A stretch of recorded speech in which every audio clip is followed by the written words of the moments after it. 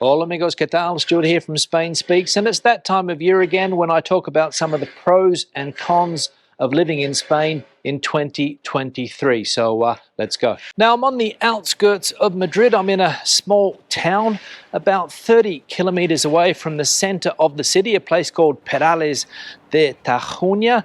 Around 30, I'm going to say 30. It could be a little bit more, it could be a little bit less, but on the outskirts of the big city, which is Madrid, in the Madrid community, of course. And as I said, looking at some of the pros and cons of living in Spain in 2023. Now, I haven't done a video like this for about a year, so we'll see if some things have changed or not. So let's get stuck in.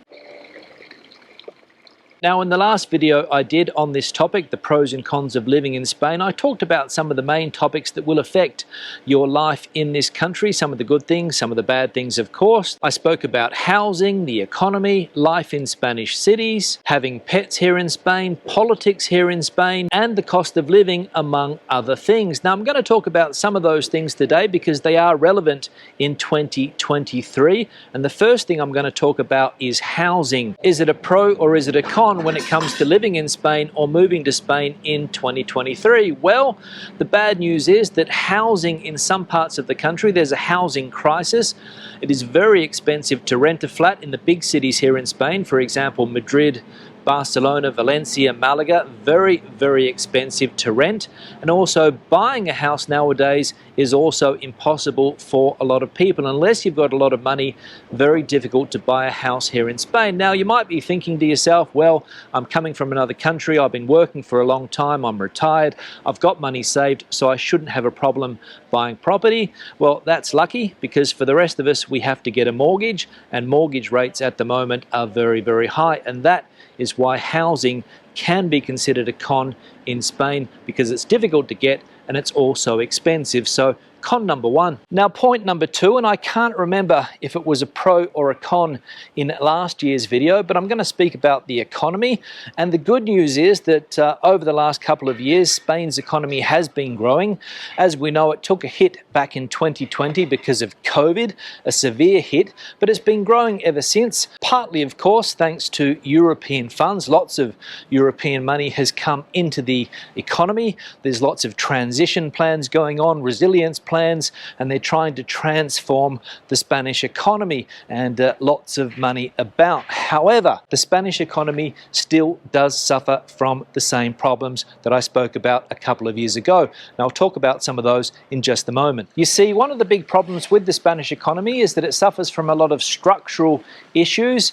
Job creation is a problem here. The job market is fairly buoyant at the moment. Unemployment is down to around 12%, which is quite good for Spain. You might be laughing at that figure, 12%, because in your country maybe unemployment is 5-6%, but here in Spain 12 is considered a good figure, and that's one of the issues with the economy. Jobs are created, but they are also destroyed very, very quickly. So the economy goes up, the economy goes down, and that's when a lot of people, unfortunately, lose their jobs. So the economy in Spain at the moment, not bad, but you never know when another recession or crisis is just around the corner, unfortunately. Now, another thing I spoke about in the last video, and I'll touch on it again in this video, is pets here in Spain, how pets are treated. If you like pets, if you like dogs, you like cats, other types of pets, what's it like to have a pet in Spain? And there have been some big changes over the last year as far as pets are concerned. In general, Spain is a pet-friendly country, and as the years go by, Spain becomes a more and more pet-friendly country. But as I said, big changes have come into play over the last year or so, and it is because of a new government law that was passed earlier this year, 2023, when it comes to domestic animals, and people that own dogs and other domestic animals will be affected by this change. And basically it means, for dog owners at least, that everybody that has a dog in this country, unless you are a hunter, but everyone else that has a dog sitting around at home will have to have obligatory insurance. So that's a big, important change from last year as far as pets are concerned. But the good news is that more and more businesses are now more pet friendly, and this law also makes businesses more pet friendly. You can take your dog into a lot of businesses nowadays, into coffee shops and things like that. Also in some department stores you are allowed to take your dog, so that is good news for dog owners in general, or pet owners here in Spain, in my opinion. So a big pro.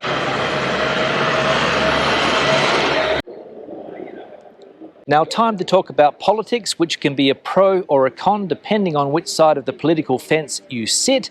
The good news is, as far as extremism is concerned, it seems to have calmed down after the last general elections. Last year I spoke about the rise of far-right political parties. There's always been far-left political parties, but in recent years there has been a rise of far-right political parties. One political party in particular called Vox, but the good news for people that don't like that type of extreme politics is that Vox was smashed at the last general elections. The Spanish have seen common sense. They haven't followed other European countries like Italy or Poland down that far-right track, and things are a lot calmer at the moment as far as politics is concerned. So things are looking good politically, in my opinion.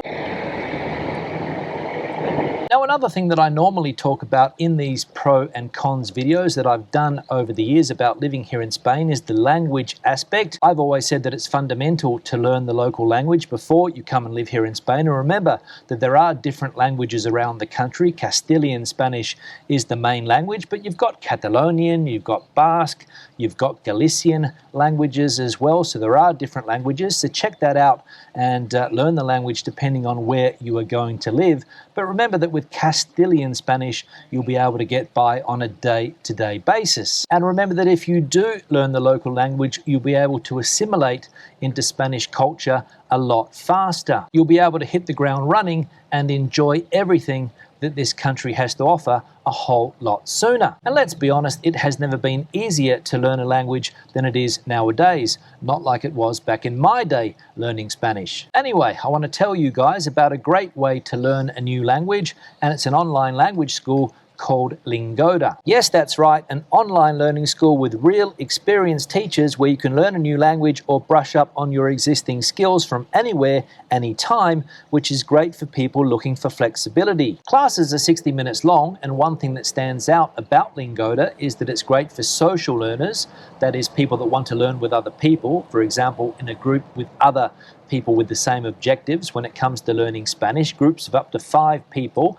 And it's also great for people that want to learn individually, one-to-one classes. Lingoda offers both styles. Lingoda also has classes to fit different levels. For example, in Spanish, they start at level A1, beginner level, and they go all the way up to level B2, which is upper intermediate in the old terminology. So try Lingoda for yourself. They have a 7-day trial where you can take 3 small group classes for free. Yes, that's right, totalmente gratis. All you have to do is click the link below to find out more, and you'll get a 25% discount on your first 2 months should you decide to continue. So what are you waiting for? Click the link below and start learning a language online, Spanish online, with Lingoda. Now back to the video.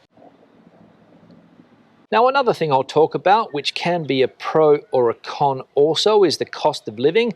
Now, if you come from another European country, you will probably find the cost of living here in Spain a lot cheaper than what you are used to. And if you come from a country like Australia, no doubt you will find Spain a cheap country.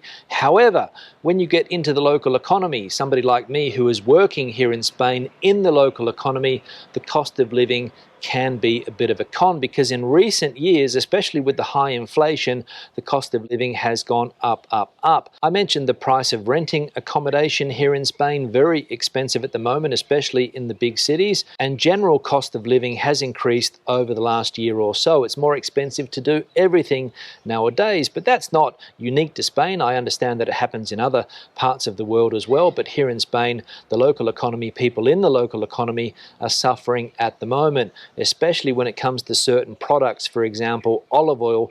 Olive oil is at a price now that has never been seen before. And also other things. It's more expensive to take a holiday. It's more expensive to go out and have a bite to eat. It's more expensive to do everything now in Spain. So if you're in the local economy, the cost of living crisis could be an issue and a con, and it is for me.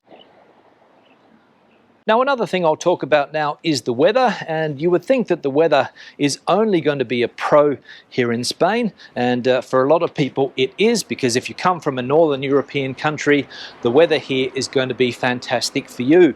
Sunny days, mild temperatures, especially if you're living in one of those coastal areas. Valencia, Malaga, Alicante, you will find mild winter temperatures. However, the summers are getting hotter. In fact, in the 25 years that I have been living here, the last few summers have been some of the hottest summers on record, and you really notice that hot weather. Even this summer, the 2023 summer, there has been heat wave after heat wave after heat wave. Now, a lot of people are saying, well, Spain's a hot country, it's always been a hot country, but as I said a minute ago, I haven't seen hot weather like the last few summers before, especially nighttime temperatures. The nighttime temperatures in the last few summers have been unbearable, and lots of people have got in contact with me through the comment section saying that they want to look for cooler places to spend their summers. They've moved to Spain, they've moved to a hot part of the country, but the summers are too much. So keep that in mind. And not only are the summer hotters, but there are also more extreme weather phenomenons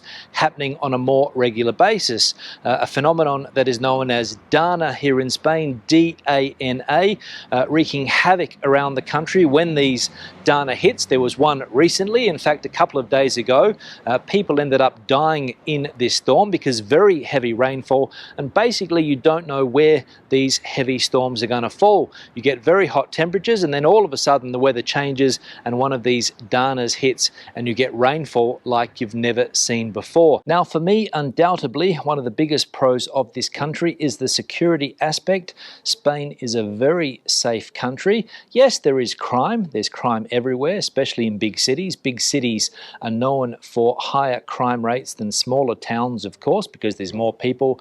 Criminals have the sense of anonymity, which is most likely why they commit crimes in cities. And Spain's crime rate comparatively low, especially compared to some other countries around the world, some other Spanish-speaking countries. And if you speak to people that have come from Latin American countries, they are amazed at how safe this country is. You can walk the streets at virtually any time of the day, day or night. People don't get in your face the majority of times. They let you live your life. They let you do your thing. You might be the victim of pickpocketing. That's fairly common in the big cities here in Spain, but as far as other crimes go, not very common, and that is a definite pro. There's no gun culture here. Guns very rare. Some people have guns, of course, but not like some other countries where there seem to be a lot of mass shootings. That doesn't happen here, fortunately. And the final thing I'm going to talk about today can be a pro or a con, depending on how you look at it, and it is noise and crowds. Now, I'm going to say that for me, Spain is a noisy country. It's a very crowded country. It's difficult to find space on your own here. Spanish people love to party and they love to make noise. And if you're in a town when the local fiestas are on, it's going to be a very noisy and crowded time indeed. And as I said, I particularly don't like that, but some people do. I understand that some people like crowds, some people like noise, and some people really like to get into the spirit of things here in Spain. And even a small town like this one that has a small population, if you're on the main strip here with buses going up and down every couple of minutes or so, people talking and just general street noise, you will notice that Spanish cities and Spanish towns can be noisy places. So a bit of a con for me, but some people might like that, so it could be a pro for you. On that note, I'm going to wrap the video up. Questions and comments, please leave them in the section below. Debate the video out as you normally do. If you have an opinion on any of the things that I have spoken about today, if you agree or disagree with some of the things that I have mentioned, the comment section is the place for you. Give the video a thumbs up if you liked it, thumbs down if you didn't. I'll see you in the next one. Hasta luego from Spain.